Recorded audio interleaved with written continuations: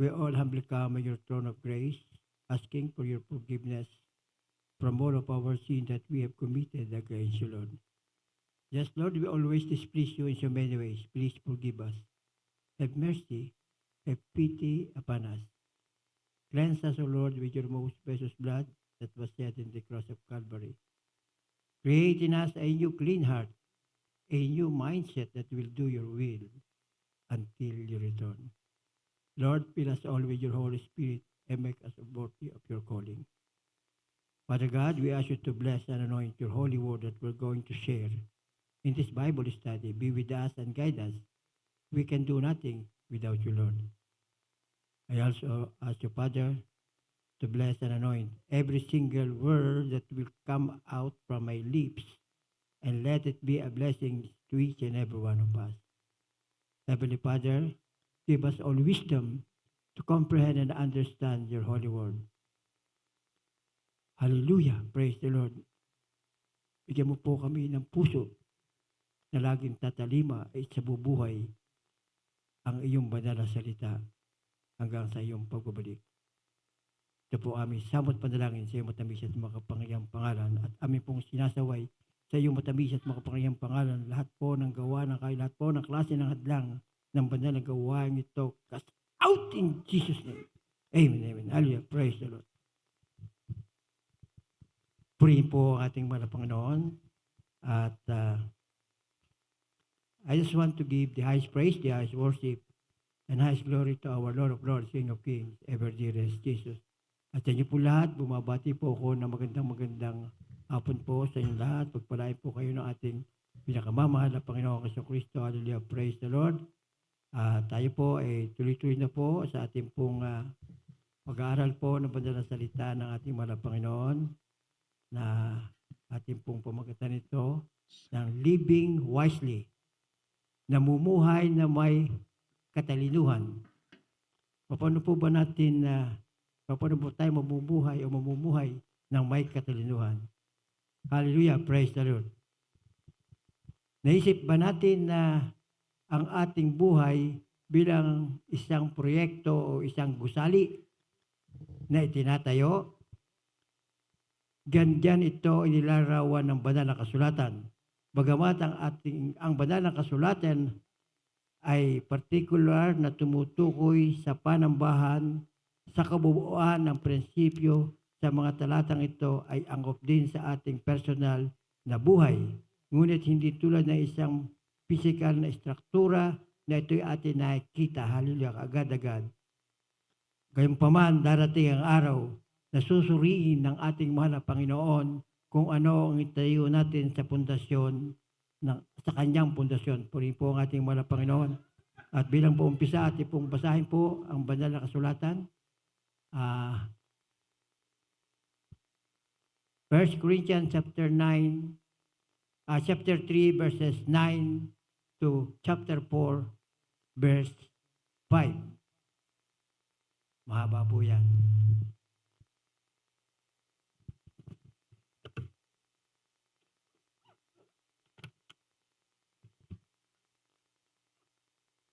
Amen. Praise the Lord. From the book of 1 Corinthians chapter 3, verse 3, chapter 3, verse 9.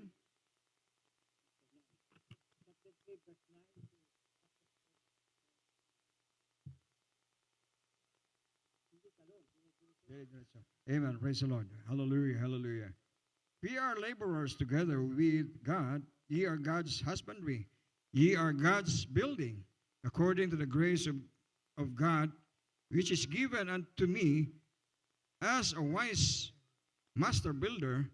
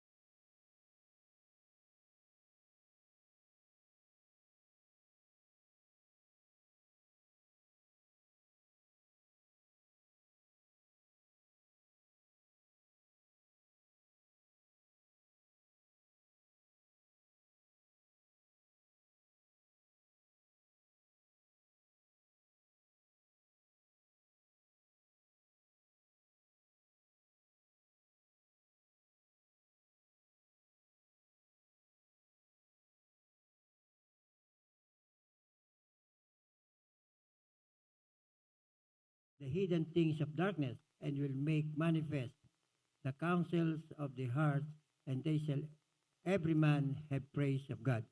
Sa Tagalog, hallelujah, praise the Lord. Sapagkat tayo ay mga kamanggagawa ng Diyos, kayo ang bukid ng Diyos, ang gusali ng Diyos. Ayon sa biyaya ng Diyos na ibinigay sa akin,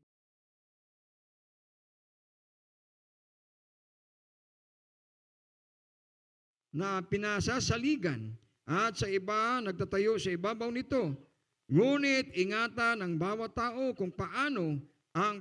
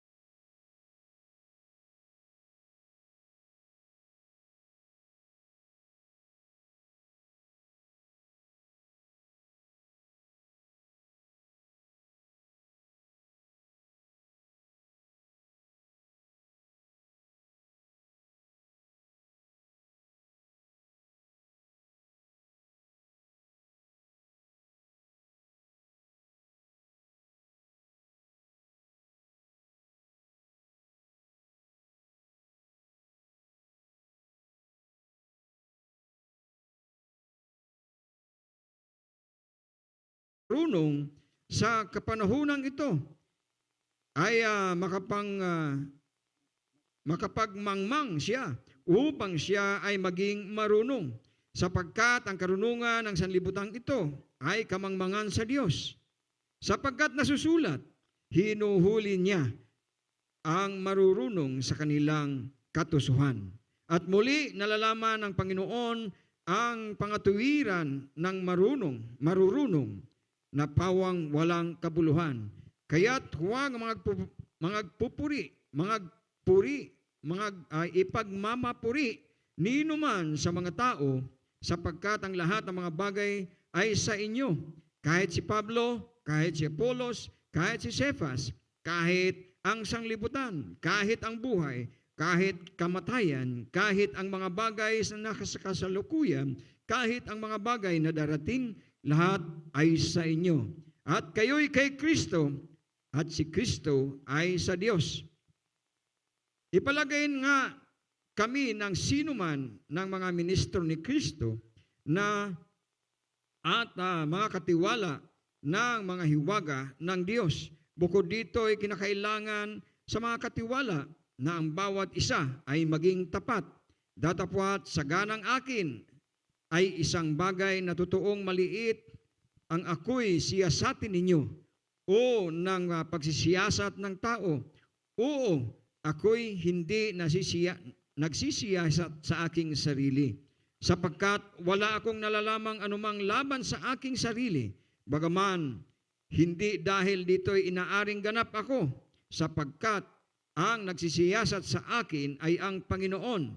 Kaya nga huwag muna kayong magsihatol ng anuman hanggang sa dumating ang Panginoon na siya ang maghahayag ng mga bagay na nalilihim sa kadiliman at ipahahayag naman ang mga haka ng mga puso at kung magkagayon ang bawat isa ay magkaroon ng kapurihan sa Diyos. Amen. Praise Praise the po Lord. ba na salita natin mula. Palakpakan po natin pong pinakamamahal na Panginoong Kristo, ating pong pag-aralan ng kanyang banal na salita upang maunawaan natin na ang kahalagahan ng ating pagtalima at pagsunod sa kanyang mga utos. Ang kahalagahan ng pagsasabuhay ng kanyang mga banal na utos. Hallelujah, praise the Lord. Mga minamahal, huwag nating aktayihin ang ating mga oras sa mga walang bagay na hindi natin kailangan lubusan sa ating buhay bilang tao. Nakikita na natin na nangyayari sa ibabaw ng mundo, sa kasalukuyan, at yan pong mga nangyayari sa ngayon ay nasa banal na kasulatan na nagsasabi, malapit nang bumalik ang ating mahal na Panginoon. Ngayon po tayo dapat magsigasig o magsiksa upang ating mapaluguran ang ating mahal na Panginoon sa pamamagitan ng pagtalima at pagsunod sa kanyang mga utos. Hallelujah. Praise the Lord. None of us want to get to heaven and find out we use materials that have no value in eternity and will go up in a puff of smoke. Although in our sinful human condition, we cannot know exactly how God will evaluate our life. There are some guidelines in the Scripture to help us live in a manner worthy of Christ's reward. Kaya po, ang ating iniintay na gantipala para sa ating mahal na Panginoon ay matutunghayan at malalaman natin lahat sa pamamagitan ng kanyang banal na salita na nasa Biblia, nasa banal na kasulatan. Kaya po napakahalaga po na mag-ukol tayo ng pansin sa pagbabasa ng ating banal na kasulatan at hindi lang po natin ito babasahin, hindi lang po natin itong isa sa ulo, kinakailangan po ating sundin o isabuhay. Kung gusto po natin na yung ating buhay na walang hanggan ay makasama natin ang ating mahal na Panginoon, gawin po natin ang mga bagay na iniuutos sa banal na kasulatan.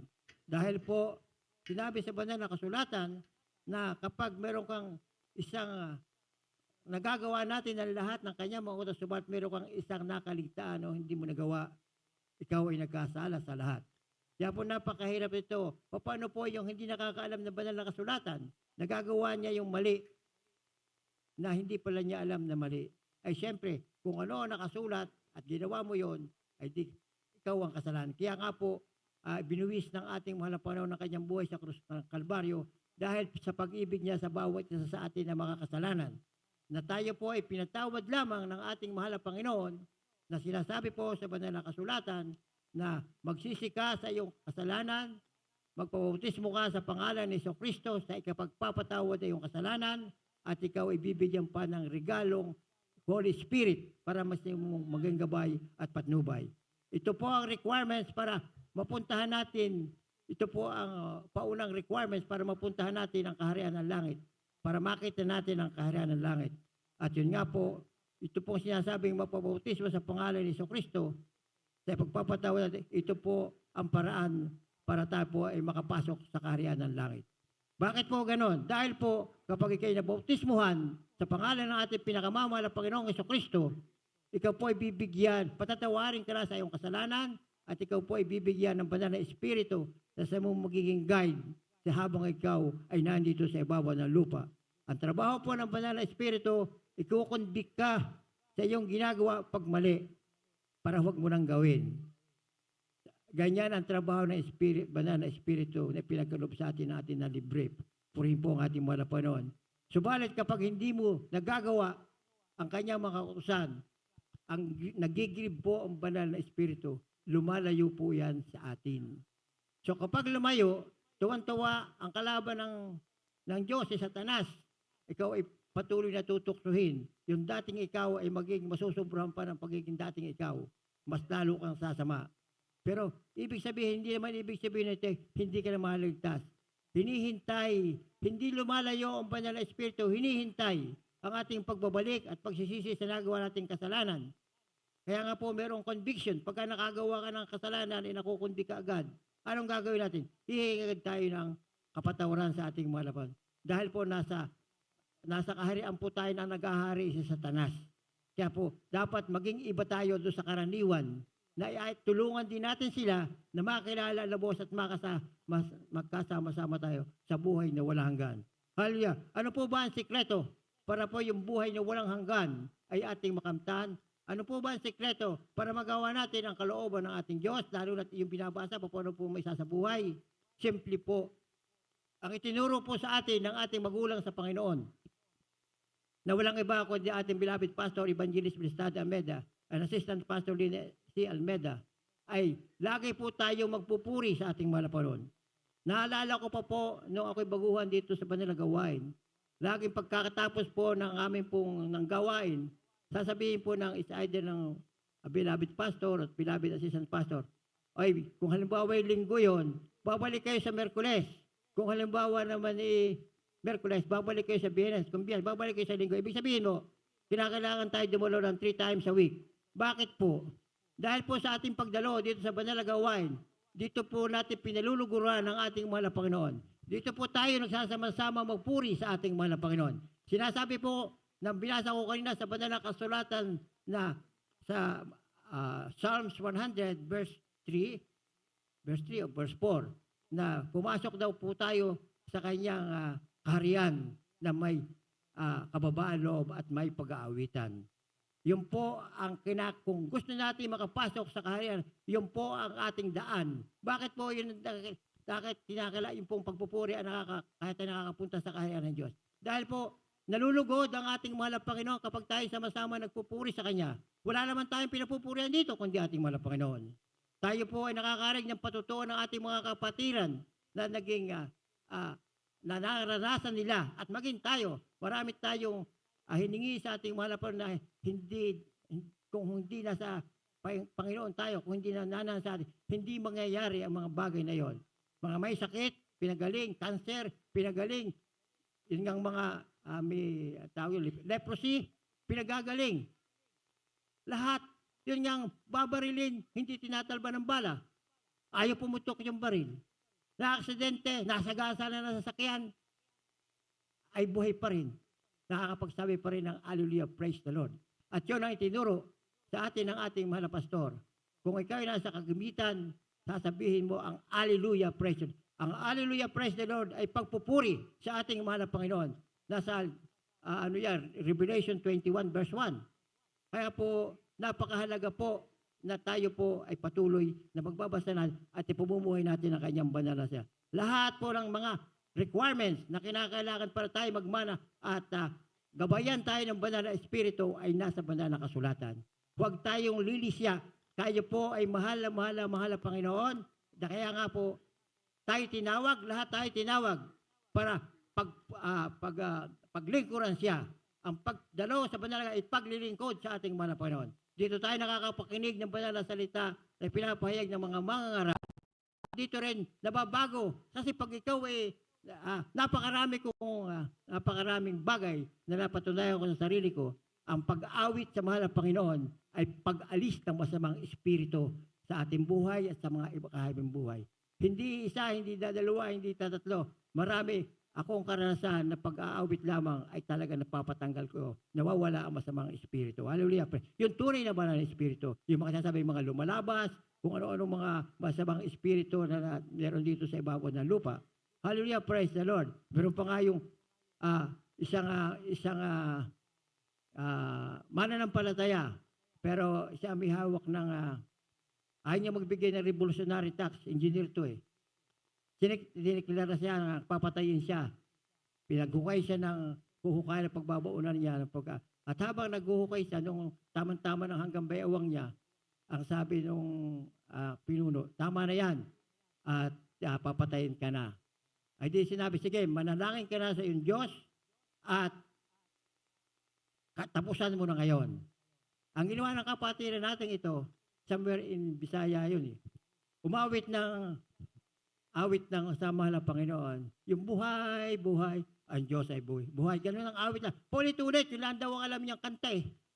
Nabuhay, ang sabi nung pinuno, nung sino ba kayang maingay na yan? Palayasin mo. Ay di yung bantay pinalayas niya. Nakalibre, hindi napatay.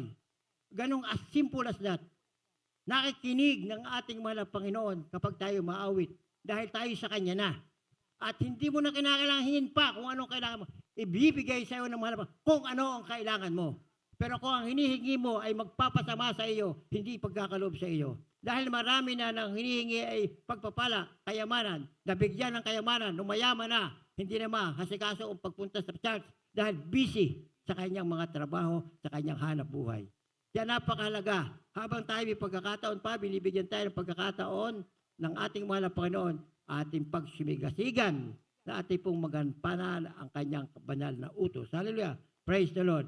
Talaga po yung mga nakikita natin, yung mga tsunami, yung mga bagyo, yung mga lindol, lahat ng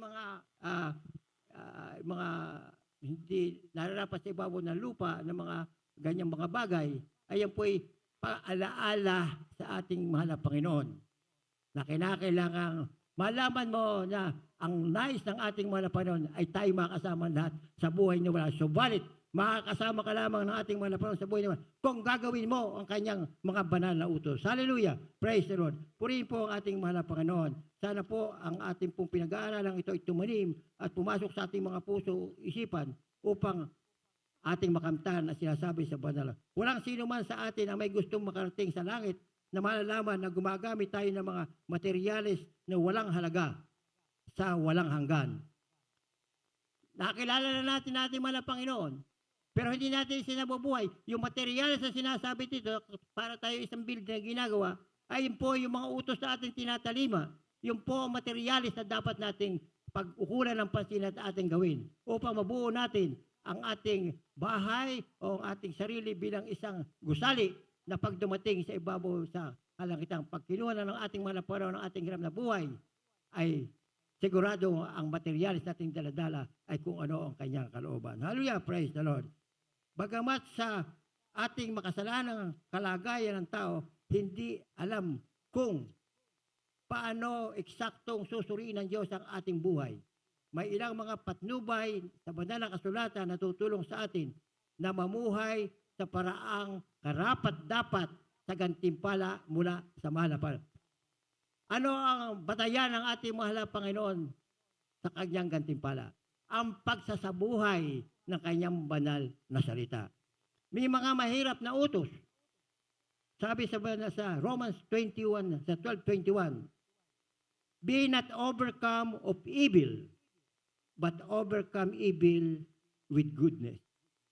Huwag daw po nating ang gantihan ng masama ang gumawa sa atin ng masama o ang masama, kundi gantihan natin ito ng kabutihan.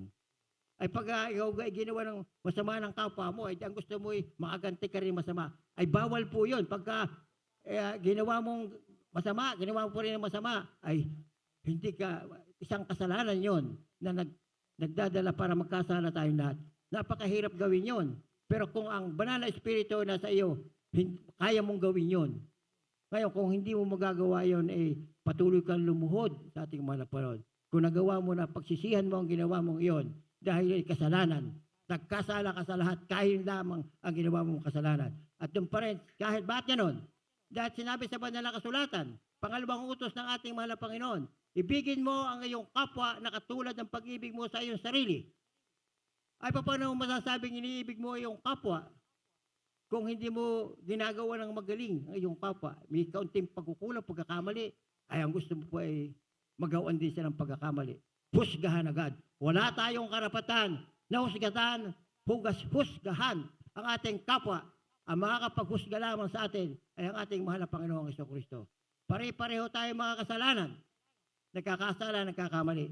Subalit ang kaiba natin sa iba, marunong tayo humingi sa tawad at tayo may banal na espiritu na tinutulungan tayong huwag gawin ng masama.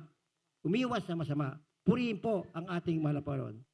Hallelujah. Praise the Lord. Kaya po napakahalaga na maipamuhay natin ang kanyang banal na sila. Kung gagamitin natin ang makamundong karunungan sa pagbuo ng ating buhay, tayo ay mabibigo.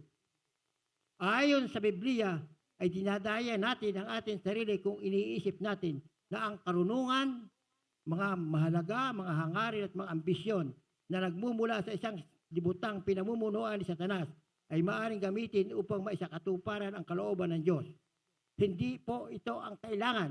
Ang pag-asa sa anumang bagay maliban sa salita at espiritu ng Diyos, hallelujah, praise, ay isang nasayang na pagsisikap. Kahit paanong gawin natin yung pagsisikap dito sa ibabaw ng lupa na hindi naman naayon sa salita ng Diyos, ay sayang na pagsisikap yan. Hallelujah, praise the Lord. Sa halip, dapat natin gawing ambisyon o adhikain na maging tapat, nakatiwala ng lahat na ibinigay sa atin ng ating mahal na Panginoon at mamuhay na may malinis na budhi. Namumuhay ba tayo ayon sa nais ng Diyos? Ano ba nais ng Diyos? Ang tumalikod sa kasalanan at magpakaunlad sa kabanalan. Pinupuno ba ng kanyang salita ang ating isip o isipan at hinuhubog ang ating mga pag-iisip? Ano makakapaghubog sa ating pag-iisip? Salita ng Diyos. Pag-uugali, salita ng Diyos. At mga saloobin, salita pa rin ng Diyos ang makakapagbigay ng tama sa ating mga iniisip, pag-uugali at saloobin. Sumuko tayo sa banal na Espiritu upang siya ang magbunga ng kanyang bunga sa atin. Ano ba yung fruit of the Holy Spirit? Love, joy, peace, gentleness, goodness, ano pa yung ba? Yung self-control.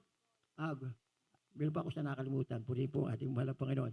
Basahin po, basahin na lang po ninyo sa Galatians chapter 6 verses 23. Kung ito mo nagamit. Yeah, 23. 22 and 23. Yan po ang fruits of the Holy Spirit. Hallelujah. Praise the Lord. At hallelujah. Ang bawat araw ay isang pagkakataon na bumuo para sa kawalang hanggan. Lahat ng oras sa isang araw ay isang pagkakataon natin para yung buhay na walang hanggan ay makamta natin na tayo po ay kasama ng ating mahal na Panginoon. Hallelujah. Praise the Lord. Pakaisipin po natin sa ating pong paghiwa-hiwalay na ito na talagang tunay na sinasabi sa banal na salita. Kung ating masusunod, ikaw ang tunay na Kristiyano, ikaw ang produkto ng pagbibigay ng ating mahal na Panginoon ng kanyang buhay sa krus ng Kalbaryo. Ganyan tayo kaibig na. Ating pong basahin ang susunod na salita, mahaba-haba rin po ito. Ephesians chapter 5 verses 1 to 17. Book of Ephesians chapter 5 verse 1 to 17. Be children, be therefore followers of God as dear children, and walk in love, as Christ also had loved us and has given himself for us, an offering and a sacrifice to God for a sweet-smelling savor. But fornication and all uncleanness or covetousness, let it not be one's name among you, as becometh saints, neither filthiness, nor foolish talking, nor jesting, which are not convenient, but rather giving of thanks. For this ye know, that no whoremongers, nor unclean person, nor covetous man, who is an idolater, hath any inheritance in the kingdom of Christ and of God. Let no man deceive you with vain words, for because of these things cometh the wrath of God upon the children of disobedience. Be not ye therefore partakers with them, for ye were sometimes darkness, but now are ye light in the Lord. Walk as children of light. For the fruit of the Spirit is in all goodness and righteousness and truth, proving what is acceptable unto the Lord, and have no fellowship with the unfruitful works of darkness, but rather reprove them. For it is a shame even to speak of those things which are done of them in secret. But all things that are reproved are made manifest by the light. For whatsoever doth make manifest is light. Wherefore he saith, Awake, thou that sleepest, and arise from the dead, and Christ shall give thee light. See then that ye walk circumspectly, not as fools, but as wise, redeeming the time, because the days are evil. Wherefore be ye not unwise, but understanding what the will of the Lord is. Amen. Sa Tagalog po. Sa Tagalog po. Kayo ngay magsitulad sa Diyos na gaya ng mga anak na minamahal. At magsilakad kayo sa pag-ibig gaya rin naman ng pag-ibig ni Kristo sa inyo.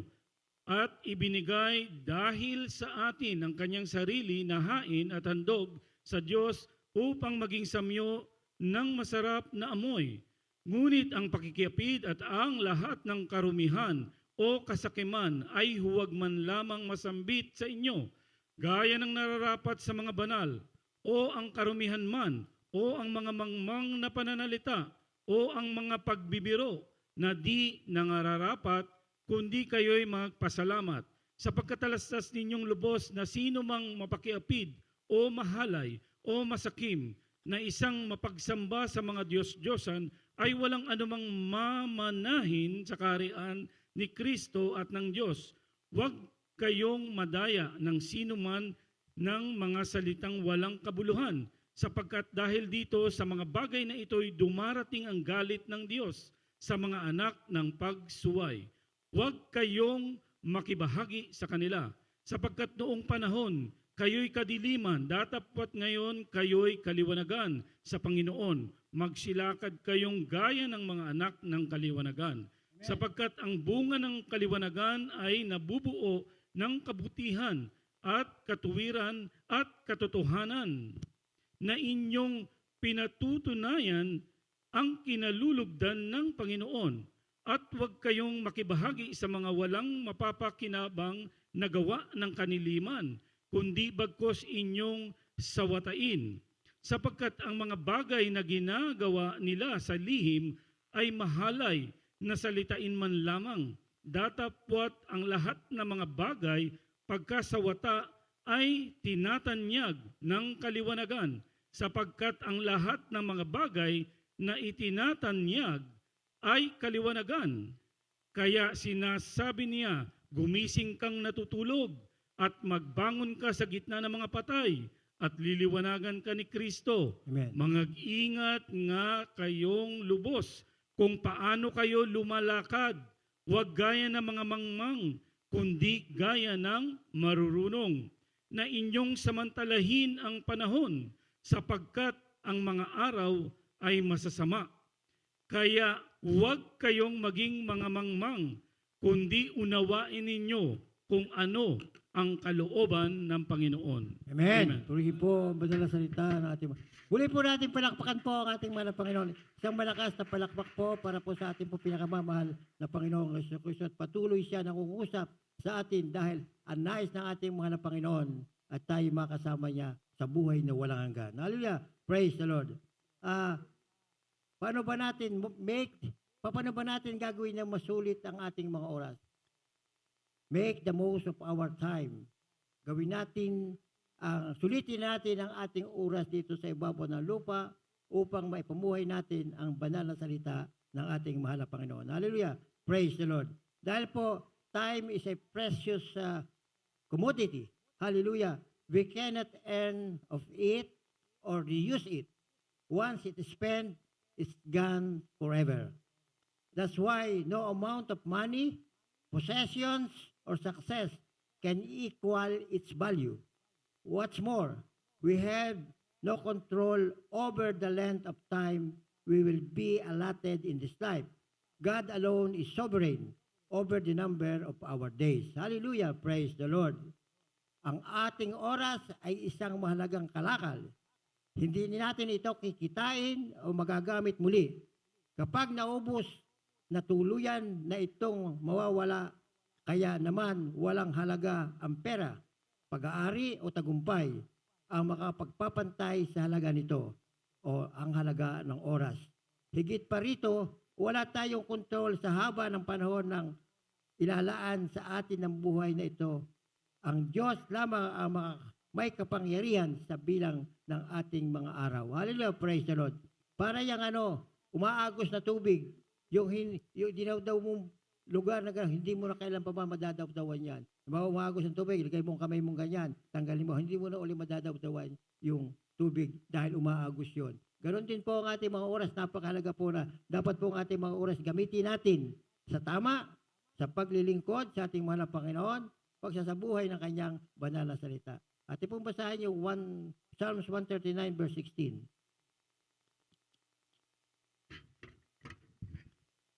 From the book of Psalms, chapter 139, verse 16. Thine eyes did see my substance, yet being unperfect, and in thy book all my members were written, which in continuance were fashioned, when as he there was none of them. Nakita ng iyong mga mata ang aking mga sangkap na di sakdal. at sa iyong aklat ay pawang nasusulat. Kahit na ang mga araw na itinakda sa akin nang wala pang anumang sa kanila. Amen. Purihin po ang ating mahal na Panginoon. Hallelujah. Praise the Lord.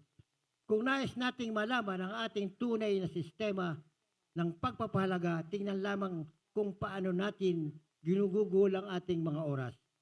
Para sa tapat na tagasunod ng ating mahal na Panginoong Jesucristo, ang mga gawain at mga hangarin ay magpapakita sa isang buhay na pinamumuhay para sa Kanya. Yung pong ating oras makikita kung talaga yung ating oras ay pinamumuhay natin para sa ating mahal na Panginoon. Hallelujah, praise the Lord. Mamuhay na tayo na naayon sa kalooban ng ating mahal na Panginoon. Talikdan na natin, iwanan na natin yung mga walang saysay na ginagawa natin sa ibabaw ng lupa. Kada oras gawin nating pagpapahalaga sa ating mahal na Panginoon, paghahanda para sa pagkikitang muli natin sa ating pinakamamahal na Panginoong Jesucristo. Hallelujah. Ano kung gayon ang kinakailangan upang mamuhay ng may katalinuhan? Una, matatanto na kung wala ang ating mahal na Panginoon, wala tayong mana sa kaharian ng Diyos. Ibig sabihin nito, kung wala sa puso mo at wala sa iyo ang mahal na Panginoon, ay wala tayong magiging mana sa kaharian ng Diyos. Hallelujah. Pangalawa, bilang mga anak ng Diyos, tularan natin siya. Maging katulad ng ating mga Christ-likeness. At sinasabi dito, mahirap gawin yun. Kasi ang mahal na Panginoon, binis niya ang kanyang buhay, alang-alang sa atin. Kinutya at binigay niya ang kanyang buhay at ano pa ang ginawa ng mahal na Panginoon matapos siyang saksakin ng sipat is tagiliran. Ang sabi niya ay, Panginoon, patawarin mo po sila dahil hindi nila nalalaman ang kanilang magagawa. Ay tayo, bilang isang mananampalataya, ay malampasan lang ng isang guhit, ay masama na agad ang iniisip doon sa nakalampas sa kanya. Kung ikaw ay banal na espiritu, hindi ka dapat magalit. Anong dapat mong gawin? Ipanalangin mo siya na siya'y mabago. Sigurado, pagpapalain ka ng ating mahal na Panginoon dahil yung taong yun makakakilala halo. At yun ang nais ng ating mahal na Panginoon. Doon natin mapakikita na iniibig natin ang ating kapwa katulad ng pag-ibig natin sa ating sarili. Ang maligtas. Hallelujah, praise the Lord. At tandaan nyo, pagka gano'n ang ginawa nyo, pinapanalangin nyo ang inyong kapwa. Dalawang bagay lamang, mababago yon. O pangalawa, mawawala yon. Katulad noon, yung una kong trabaho dito sa Amerika, ay dito sa post office, ay panggabi ako. Ano tawag doon, yung sa gabi ang trabaho, ay hindi ko na kaya ang puyat. After 3 months at 4 months, nagkaroon ako ng vertigo. Nawala ako. So, naghanap ako ng ibang trabaho. Nagkatrabaho ako, taga-deliver ng mga McMaster at grinders na order ng mga kumpanya. Kaya halos itong Orange County, itong palibot ito, Orange, San Bernardino, Riverside, LA, at mga kalapit dito, naikutan kong lahat yan. Pag ako'y magdi-deliver, kasi same-day deliver yun ay alam nyo kayo nagmamadali, ay ba't kayo kung saan pa pumupunta? At akala mo galit pa sa akin, at meron pa nga pinagpapakitaan ako ng balisyong, sa laala ko na lang, sa loob ko na lang. Kung inabot mo ako ng kanina, may pagkakalagyan ka. Pero hindi lang pumasok sa aking puso at isipan. Dahil ako noon ay member na ng Jesus Miracle Crusade International Ministry. Kaya lamang backslider na ako noon. Pumunta ako doon sa Amerika noong 1996, nag-backslide na ako hanggang sa muli ako nagbalik noong 2009. Hallelujah, praise the Lord. Kaya ang ginawa ko yun, pinapanalangin ko yung mga receiver. Panginoon, tulungan mo po ako, baguhin mo po. Alam mo, ganun. Marami doon, hindi sisyam, hindi sa 10 ganun nangyari sa akin, na bago yung iba. Pero yung iba, nawala, tinanggal. At nakita ng person na hindi ka dapat tumayo doon sa harapan na magkakaroon ng duda o sama ang kumpanya. Hallelujah, praise the Lord. Kaya po napakahalaga na huwag tayo magtatanim ng sama ng loob sa ating kapwa. Kung kayo magtatanim, iluhod mo at ipanalangin mo sa Diyos na siya'y pagpalain at ika'y pagpalain at malampasan mo ang mga ganitong klaseng pagsubok. Sinusubok lamang tayo natin kung hanggang saan mo kamahal siya. Dahil sabi niya, kung ako yung iniibig, susunod ka sa aking mga utos. If you love me, keep my commandments. Hallelujah, praise the Lord. At ano po po yung ating pag-aaralan? Hallelujah, praise the Lord. Sulitin ang ating mga oras. Yung po ang pantatlo. Kinakailangan sulitin natin natin. Matanto kung ano, kung wala ang mahal na Panginoong Hesukristo sa buhay natin, wala tayong mana sa karya ng Diyos. Iniaalay ng mahal na Panginoon ang mahal na Panginoong Hesukristo, ang tanging tagapagligtas, ang kanyang sarili bilang isang sakripisyo sa Diyos upang ang lahat na naniniwala sa Kanya ay mapatawad at tumanggap ng buhay na walang hanggan. Kung walang kaligtasan, ang lahat ng ating oras ay masasayang. Hallelujah! Ang ating oras dito sa ibabaw ng lupa ay masasayang kung ikaw hindi ligtas. Kaya dapat requirements para ikaw'y maligtas, tanggapin mo ang ating mahal na Panginoon at nagpapapasuti mo ka sa Kanyang marilag at ipamuhay mo ang Kanyang banal na salita. Dahil pag ikaw natanggap mo, nabautismo ka, mag-iiba ang pakiramdam, mababago ka. At dahan-dahan susunod ka kung anong kalooban nating mahal. Basta huwag kang ihiwalay sa pagdalo sa ating mahal. Dahil dito ka matuturuan ng mga bagay-bagay na mapapalapit ka sa mahal. Bilang pinakamamahal, tayo ng Diyos, tularan natin siya. Gawin ito sa pamamagitan ng paglalakad sa pag-ibig. Napakahalaga yung pag-ibig. Hallelujah, pag-ibig sa iyong kapwa na katulad ng pag-ibig mo sa iyong sarili. Pagtalikod sa kasalanan at pagsisikap na matutunan kung ano ang nakakalugod sa ating Ama sa langit. Mangyayari pa ay nangangailangang kilalanin natin ang mahal na Panginoon o gayahin natin ang kanyang mga daan, ang kanyang hangarin, gaya ng ipinahayag ng banal na salita. Sulitin ang ating oras, ang walang pag-iisip na paglipat, pagsisikap na sa isang walang hanggang diwa ay walang bunga.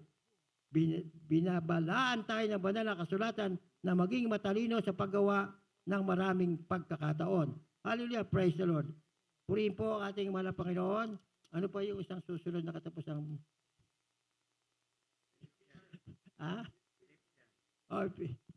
Pakibasa na.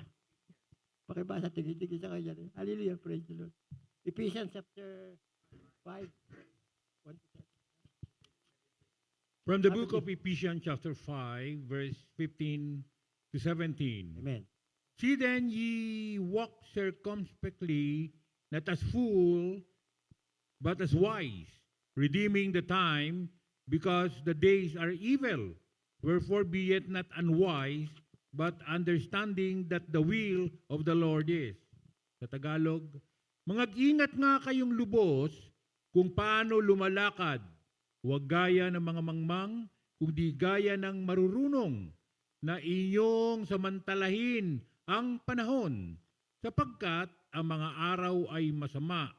Kaya huwag kayong maging mga mangmang, kundi unawain ninyo kung ano ang kalooban ng Panginoon. Amen. Puri po, manala salita natin. Huli po natin palakpakan po ang ating pong pinakamamahal na Panginoon. Isang malakas na palakpak kung tayo may natutunan sa ating pinag-aaralan at ating pong may sa buhay ang banal na salita. Hallelujah. Praise the Lord. Tandaan, ang buhay ay hindi tungkol sa kung gaano katagal tayo nabubuhay, kundi tungkol kung tayo ay nabubuhay para sa ating mahal na Panginoong Hesukristo. Hindi pa huli ang lahat para magpalit ng direksyon. Ilagay ang ating tiwala sa mahal na Panginoon Diyos. Humingi sa Kanya ng patnubay para sa bawat araw at hayaan siyang patnubayan kung paano natin gugugulin o gumugugol gugugulin ang ating pong mga oras. Hallelujah, praise the Lord. Kaya po napakahalaga po na magkaroon tayo ng oras, basta nauukol sa ating mahal na Panginoon at hindi lang mag-uukol ng oras, kinakailangan po